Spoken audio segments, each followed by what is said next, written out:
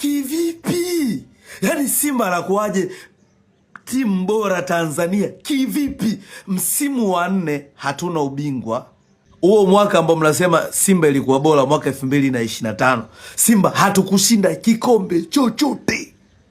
Aliyestahili hii tuzo ni Young Africans, timu ambayo imechukua vikombe vyote mwaka 2025.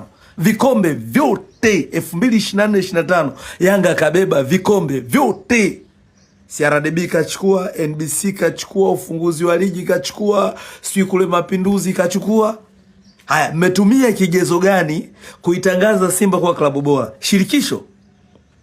Shirikisho michuano ambayo haina bingwa, michuano ya kanuni. Yaani michuano ya kanuni inafanya klabu kuwa bingwa, klabu bora, michuano ya kanuni. Yaani michuano ya timu zilizofeli. Shirikisho ni michuano ya timu zilizofeli, yani nafasi ya kwanza na ya pili, bingwa wa nchi umkuti kwenye shirikisho. Eti mtu kushiriki michuano ya timu zilizofeli ndio inakuwa klabu bora. Yanga amechukua vikombe vyote kwenye nchi. Hata nominees hayupo. Hata kushiriki kwamba vilabu vinavyogombania hiyo tuzo haipo.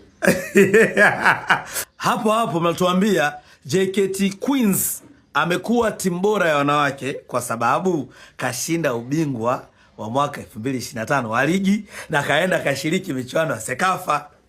Turudi kwenye nchi yetu, mashindano ya wanaume, nani kashinda bingwa wa ligi mwaka 2025? Yanga hajaenda kushiriki CAF Champions League. Guys, mbona mimi sielewi? Yaani I'm so crazy. Nahisi kuchanganyikiwa guys na hizi tuzo. Kiukweli Yanga kaonewa, na Yanga ndo alistahili tuzo ya klabu bora ya wanaume. Hatujamfunga Yanga msimu wa 4 mfululizo.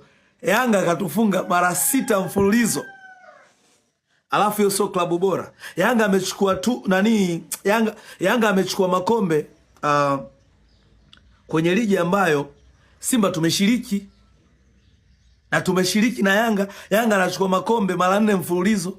Na huo mwaka 2025 Yanga amekuwa bingwa, na amekuwa bingwa kwa kutufunga sisi nje ndani.